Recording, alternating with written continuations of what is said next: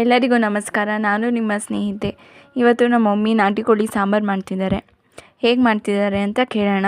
ನೀವಿನ್ನೂ ನಮ್ಮ ಚಾನಲ್ಗೆ ಸಬ್ಸ್ಕ್ರೈಬ್ ಆಗಿಲ್ಲ ಅಂದರೆ ಇವಾಗಲೇ ಸಬ್ಸ್ಕ್ರೈಬ್ ಮಾಡಿ. ನಾಟಿ ಕೋಳಿ ಸಾಂಬಾರನ್ನ ಮಸಾಲೆಗಳನ್ನ ಫ್ರೈ ಮಾಡೋದ್ರಿಂದ ತುಂಬ ರುಚಿಯಾಗಿರುತ್ತೆ. ಒಂದು ಮುದ್ದೆ ಜೊತೆಗೆ ಇನ್ನೂ ಸಹ ಎಕ್ಸ್ಟ್ರಾ ಒಂದು ಮುದ್ದೆ ತಿನ್ಬೋದು, ಅಷ್ಟೊಂದು ರುಚಿಯಾಗಿರುತ್ತೆ. ಮೊದಲಿಗೆ ಒಂದು ಕುಕ್ಕರ್ ತಗೊಂಡು ಕುಕ್ಕರ್ ಬಿಸಿ ಆದಮೇಲೆ 1 ಸ್ಪೂನ್ ಎಣ್ಣೆ, 1 ಸ್ಪೂನ್ ತುಪ್ಪ, ಹಚ್ಚಿರುವ ಈರುಳ್ಳಿ ಹಾಕೊಂಡು ಫ್ರೈ ಮಾಡ್ಕೋಬೇಕು.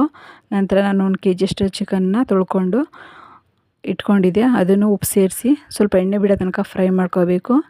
ಅದು ಫ್ರೈ ಆಗೋಷ್ಟರೊಳಗಡೆ ಪ್ಯಾನ್ಗೆ 1 ಸ್ಪೂನ್ ಎಣ್ಣೆ ಹಾಕಿ ಅದಕ್ಕೆ 3 ಹಸಿಮೆಣಸಿನ್ಕಾಯಿ, ಚಕ್ಕೆ, ಲವಂಗ, ಶುಂಠಿ, ಬೆಳ್ಳುಳ್ಳಿ, ಹಚ್ಚಿರುವಂಥ ಈರುಳ್ಳಿ, 1 ಕಪ್ಪು, ಒಂದು ಚಿಕ್ಕ ಬೌಲಷ್ಟು ಕಾಯಿ ತುರಿ ಹಾಕ್ಕೊಂಡು ಫ್ರೈ ಮಾಡ್ಕೋಬೇಕು. ಇದು ಫ್ರೈ ಆದಮೇಲೆ 3 ಸ್ಪೂನಷ್ಟು ನಾನು ಮಟನ್ ಸಾಂಬಾರು ಪುಡಿ ಸೇರಿಸ್ಕೊಳ್ತಾ ಇದ್ದೀನಿ.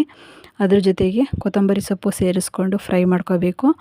ಇದು ತಣ್ಣಗಾದ್ಮೇಲೆ ಒಂದು ಮಿಕ್ಸಿ ಜಾರ್ಗೆ ಹಾಕ್ಕೊಂಡು ಅದಕ್ಕೆ ಸ್ವಲ್ಪ ಅರಿಶಿಣದ ಪುಡಿ, 1 ಸ್ಪೂನು ಗಸಗಸೆ ಹಾಕ್ಕೊಂಡು ಸ್ವಲ್ಪ ನೀರು ಸೇರಿಸ್ಕೊಂಡು ನೈಸಾಗಿ ರುಬ್ಕೋಬೇಕು.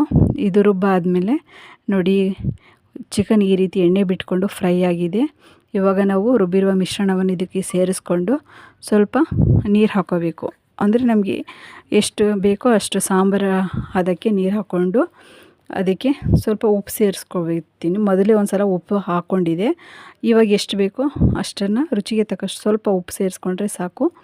ಇವಾಗ ನಾನು ಕುಕ್ಕರ್ ಮುಚ್ಕೊಂಡು 2 ವಿಷಲ್ ಬರ್ಸ್ಕೊತಾ ಇದ್ದೀನಿ. 2 ವಿಷಲ್ ಬಂದಾದಮೇಲೆ ನೋಡಿ, ಸಾಂಬಾರಿಗೆ ಹದಕ್ಕಿದೆ. ಇಷ್ಟಿದ್ರೆ ಸಾಕು ಸಾಂಬಾರು. ಇದನ್ನು ನಾನು ಮುದ್ದೆ ಜೊತೆ ಸರ್ವ್ ಮಾಡ್ತಾಯಿದ್ದೀನಿ. ನೀವು ಯಾವುದ್ರ ಜೊತೆ ಸರ್ವ್ ಮಾಡಿಕೊಂಡ್ರು ಇದು ತುಂಬ ರುಚಿಯಾಗಿರುತ್ತೆ. ಹೇಗಿದೆ ಅಂತ ಹೇಳಿ. Thank you.